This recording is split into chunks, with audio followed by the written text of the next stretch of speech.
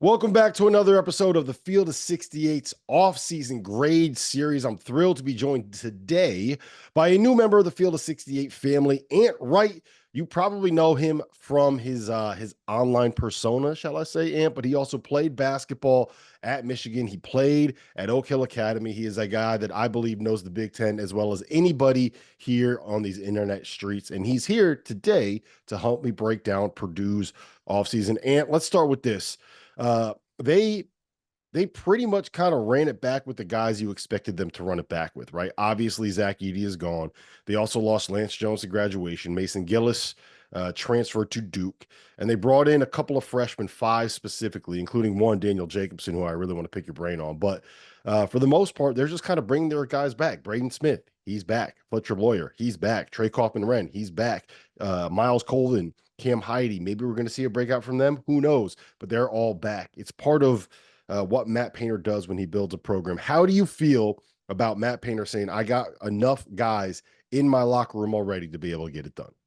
Well, I do want to preface this by saying that all of these freshmen have an opportunity. Anyone who's coming back who didn't play much last year has an opportunity. Like, he doesn't care who you are, doesn't care where you're from. If he believes you're going to help the team win, he's going to play you and move around whatever needs to be moved just to play you. When I saw sophomore Zach Edey start over Trevion Williams, my respect for Matt Painter went up 10x.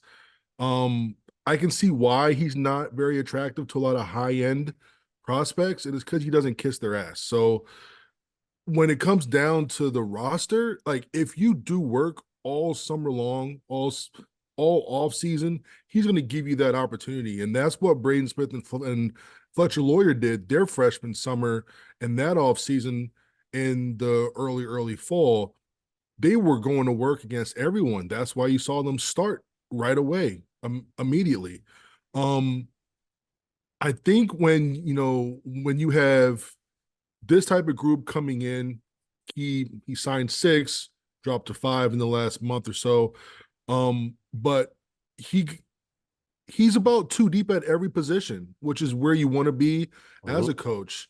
And if you only have like one person at a spot and you're like, okay, they're going to be there for 30-35 minutes and we'll just move around if need be, one person goes down, it just messes up the whole formula. But this is still going to be a pretty deep team without Zach Edey, without Lance Jones.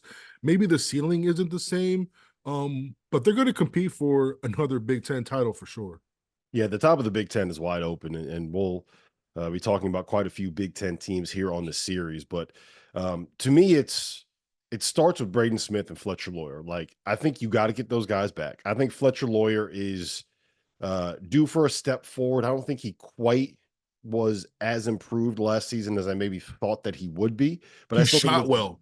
He shot very well compared to his first year, 1000%. But I'm with you, bro. I'm sorry I interrupted, but no, you're good. You know what he needs to do? Yeah. I think he needs to get in the weight room a little bit, and we all saw the pictures that kind of went around earlier this summer.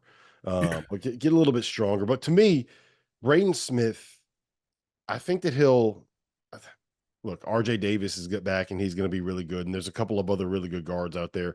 I don't know if there are 5 guys in a backcourt that I like more than Braden Smith, or I would want running my team more than Braden Smith. I think the world of him, and I think getting him back with Fletch taking another step forward, and like maybe a breakout from Cam Heide, Trey Kaufman-Wren getting more minutes. Miles Colvin is a guy like I think the formula is there, right? When you have Purdue, when you have that development, when you have the way that they kind of get better within the program itself. Like I'm in. I think this is a top 10 team, to be honest. They can get there. People know me on Twitter. I have a beef with Fletcher Lawyer. Of course you do. And no, but it's for like I think he could be an NBA guy. Like, that's how much I think of Fletcher Lawyer.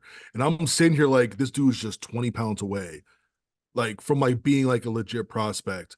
Then when you see him matched up against someone like Castle, right? He looked like a child, right? And that's just from like a physique standpoint. And Like, I just think he has so much more to give, so much more to this game. And it's going to suck if we don't see his ceiling, if physically he's just not there. Because mentally, skill wise, he's upper echelon, but his body is just not going to allow him to do some things that he may want to do more times than not. He's too good of a free throw shooter to not challenge people at the rim more, and he's not challenging people at the rim more because physically he just can't do that repeatedly throughout the game. He can't knock people off the spot when he drives. He can't really challenge them around the rim like that. He had like one where he like, I think it was like at Nebraska, where he like had like a dunk through the lane. I love seeing that, but you just don't see that a lot. You know what I mean? You, But you know yeah, what it a is with lot him. depends You on know what it him. is with him, Yeah. man. I'm sorry to cut you off, but I do No, you're think that good. we've seen his ceiling in flashes, right? Like we've seen how good he could be. I specifically remember the Arizona game from last year, right? I think he had like 28 or 29 in that game. Yeah. The game in Maui against Tennessee where he went off, right? Like we've seen his what he can be in individual games, and then you have games where he doesn't show up. Then you have games like a national title game where he isn't there. For me, it's not just getting better, it is making sure that you are that same player night in and night out instead of having these games and having these flashes and having these blow up moments. The consistency, 1000%, 1000%. Yeah. Who do you expect to kind of take the biggest leap, right? If you had to predict on one guy to be a breakout guy, because I feel like when you lose someone like Zach Edey and you get that many more shots and touches around and available, there are going to be guys that take a big step forward. Are you on the Cam Heidi bandwagon? Are you on the Miles Colvin bandwagon? Are you on the No, Trey Kaufman bandwagon? What are you? I'm a big fan of Cam Heidi. I just think that he just needs to do a little bit more of what he did last year. He doesn't need to step into a higher role because I don't think that's his game. Honestly, I think it's going to be between Braden Smith and TKR. TKR, you've seen his flashes where they were still posting him up while Zach Edey was in the game because they just love that mismatch so much. I think he has an opportunity to be an all Big Ten player. If they go through him the same way that they've gone through posts in the past, Braden Smith, people are going to say that he's going to take a step back because Zach Edey's no longer there. I think he's going to be way more of a scorer. I think someone like Jakari Harris, or even if CJ Cox can just come in and do his thing, you may see Braden Smith be a little bit off the ball in that more shooting guard role where he's coming off these quick hitters and these handoffs, making decisions and coming off with more of a scoring mindset, not necessarily coming down knowing 80% of the time we're going to dump it down to Zach Edey. That's a whole different mindset now for Purdue, knowing that your scoring can come from more places than just one. Yeah, and the one thing I would say for the people that are like, I don't know how Matt Painter can operate without having a monster five man down there. Well, if you remember in 2019, that was probably I would make the argument that was their best team of this latest run that didn't include Zach Edey. That was the one that had Carson Edwards, and I'm blanking on who was the white shooter on that team. He had the funky release. Oh yeah. I can't remember Ryan's. Why is it Ryan Klein? Klein. Ryan Klein. There you go. Yeah, Klein, yeah. Ryan Klein. So that team set a record for the most three pointers attempted in a season, and that came 1 year after they set a record in Synergy's database for at the time the highest percentage of offense that ran through the post. Right. So he went from having the most post up heavy team that we've seen up to that point in the history of college basketball to a team that set the record for the most three pointers attempted in a season. And all they were just running zoom action after zoom action. So I'm very curious to see how Paint decides to go about attacking this lineup. So let me ask you this for the X factor for this team. To me, it's the 5 spot, right? Is it Trey Kaufman-Renn? Does he really embrace being the guy? Can he bring a little bit of something different than what we saw out of Zach Edey and maybe like an Isaac Haas? Can he bring a little bit of that Trevion Williams to the game? Daniel Jacobson, he is Yeah. a guy that kind of popped last month, the U18 trials, and everyone's really been talking about him, a 7'3" guy from Brewster Academy. But I do, regardless of everything I just said, I do think that Paint's offense is at its best when you have somebody that you can kind of run through in the post. So to me, it's one of those two guys. stepping up and kind of taking over. I don't want to. They don't have to be like an all conference level guy, but like maybe combined out of the two of them, getting 15 points and 10 boards a night, I think is something that you need. Yeah, I think Jacobson needs more strength. I'm not ready to, remove Will Berg or Raleigh Burgess yet. Raleigh Burgess, from what we're seeing in the practice clips that they release every now and then, he's looking really, really good. Yeah. And he looks stronger than Jacobson right now. I'm not saying his ceiling's higher, but in the Big Ten, like you have to be able to hold your own. And Jay Jacobson's very skilled, good feet. You can't teach 7-3. He has a shot out to the 3-point line. His free throws, his form, everything looks really, really good. Just wait. He's got to live in the weight room. Him and Fletcher have got to go to like Long John Silver's. Like, I don't know what's in West Lafayette, but you got to go to the steakhouse like 2-3 times a day, man. But I'm not ready to remove Raleigh or Will Berg from the equation yet. Will Berg's been there for 2 years now, redshirted in his first year. Last year, played a little bit. I felt that they should have played Will Berg over Caleb First, even towards the end of last season. Not sure what happened with First, just from I don't know what's happening there, but Will Berg is someone who like I thought would take another step as well. Yeah, first dressed up as the happy what is it? The elf from Yeah. Will Ferrell's character and all of a sudden lost all his powers. Um, where do you so I guess like the next question is kind of the expectations for this team because I do think the top of the Big Ten, if you look at it, Purdue, for my money, is like they should be the favorite, and they probably are going to end up being the favorite because of their past. I think Just from their history only, yes. yeah. And you look But at minus history, if we're just looking at rosters and all that stuff, I mean, yeah, they should fit in that like top 4 range for sure. yeah, and it's one of those things where it's like, what's your favorite flavor of ice cream, right? Some people love mint chocolate chip, some people love vanilla, some people love cookie dough, right? And I don't think that there is. Take the Big East, for example. UConn is clearly the team that everyone's going to take as the number one team in the Big East, right? Whereas I think you can make an argument for probably like 4 or 5 different teams at the top of the Big Ten. All that said, I would have Purdue as the favorite heading into the season. And I think a lot of the reason is I buy into the idea of these teams that will build the roster continuity into what they do, right? I think that there was enough culture and player development within Purdue's system and within that locker room itself that I just buy it. I just look at what they're doing and I say, look, they're going to find a way to make it work. They're going to find a way to get this thing done. If we were talking specifically about talent on the roster, to me, it's Indiana and then everybody else. I don't trust Indiana finding a way to get that done. That's another video for another day. But You don't like Illinois? You I like like Illinois? Illinois. I like Illinois. They're a little bit young. I'm a little bit worried about having a roster with that many freshmen that are expected to play big roles, right? But yes, I do like Illinois. There, you put Illinois in that conversation. I think you put Purdue in that conversation. You put Indiana in that conversation. Who am I missing? There's a couple other I teams. think I think that's about it up top. And people are gonna say Rutgers, Rutgers, Rutgers. I got to see it. I have to see it. I am a big believer in Ace Bailey and Harper and Jeremiah Williams and J Mike. Big believer in all those guys.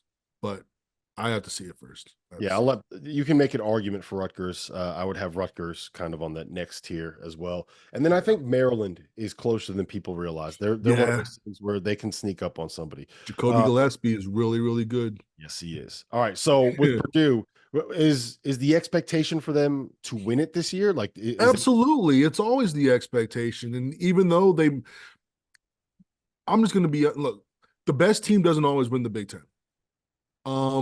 They did win the Big Ten last year, but I thought the best team 3 years ago was that Jaden Ivey, EED, and Travion team. I thought that was the best team. But who was that? Wisconsin and Illinois split it. Yep. Those two won the conference, but they weren't the best team. Purdue was. And this is a grind of a conference. It's a grind of a league. This is not somewhere where you could just waltz in at 9 p.m. on a Tuesday, play half-ass and win by 20. that doesn't happen in this league. There's not DePaul in this league. So you have to be able to just be consistent, and that's one thing that Purdue has. They have the consistency on the roster. They have consistency within guys who are important on championship level teams, and I think that's going to help them in the preseason be regarded as the number one team going into the Big Ten. But Purdue's I would not take Purdue's roster over Illinois or Indiana right now. I know coaching matters. I think paint is a heavy, dynamic in the formula for sure. But when it comes to winning the league, yeah, Purdue.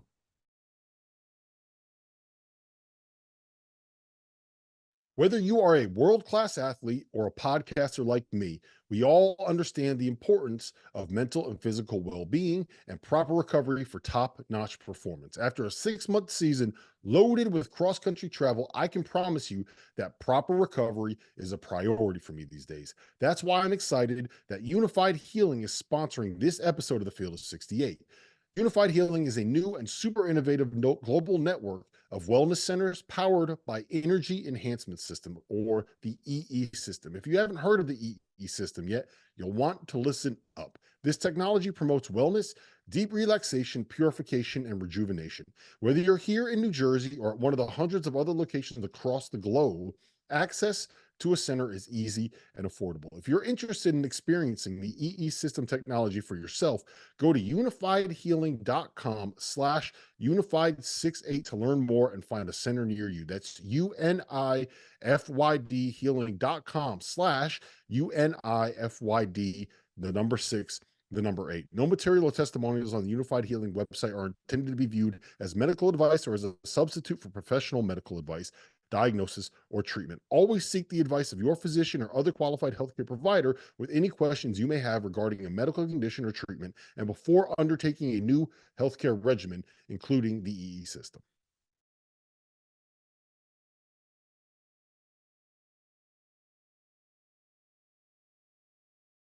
Yeah. That's look, I agree with everything that you just said right there, especially with the DePaul comment. I love a little bit of DePaul slander here at on a Monday morning. What All do right. they root for? Do they root for stuff like The like DePaul fans. do they have gear? Do they have gear? No, look, if you're a DePaul fan, you probably, your favorite hat is probably just a paper bag, the ones with they cut the eye holes out of them. When you are a DePaul basketball fan, you wear your Chicago Bulls gear, right? You wear I'm a lot rooting of for Chris cups. Holtman though.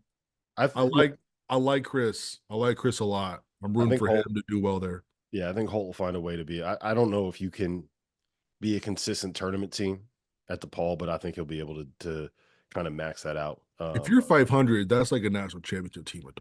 Dude, seriously, the last time that they were over 500 in the league was 2004. That's Think about that. crazy. Think about that. That's 2004. crazy. Yeah. All right. That's Give me a insane. Yeah, it is. Give me a grade for Purdue's offseason overall. Offseason overall, um, you, you got to measure everything with it. I, I would say B plus. I'll say That's B exactly plus. where I landed. Exactly where I landed. Yeah, B plus. No, they didn't go out and get a transfer, but I trust Painter, to understand that, hey, he has freshmen. Hey, he has guys who are ready to take that step. Because here's what happens, right?